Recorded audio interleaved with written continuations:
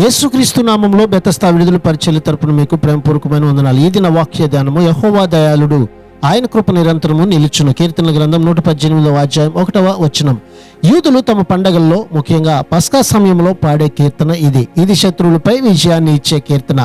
విరోధులందరినీ ఓడించిన విజేత పాడే కీర్తన. దేవునిని స్తుతించాలన్న పిలుపుకు ఈ కీర్తనలోని ఆధారం దేవుని మంచితనం, ఆయన ప్రేమ. దేవుని పట్ల భయభక్తులు మనకుంటే ఈ ఆహ్వానం మనకు ఉన్నట్లే.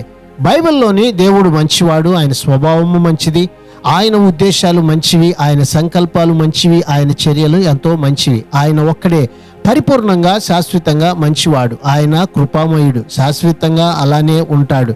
ఇది నా వాక్యాన్ని బట్టి దేవుని గొప్పతనాన్ని, ఆయన మంచితనాన్ని, ఆయన కృపను నిత్యము స్తుతిద్దాం. అట్టి ధన్యతని దేవుడు మనందరికీ కూడా దయచేయునుగాక. ప్రార్థన. కృపగలిగిన దేవా యేసయ్య, మరొక నూతన దినాన్ని మాకు ఇచ్చినందుకు నీకు వందనాలు, స్తోత్రాలు చెల్లిస్తూ నీ కృపని తలంచుచు నిరంతరము నీకు కృతజ్ఞులమై జీవించే ధన్యతను మా అందరికీ ఈ దినాన్ని దయచేయమని యేసు ప్రశస్త నామములో ప్రార్థించి అడిగి వేడుకుంటున్నాము తండ్రి. ఆమెన్.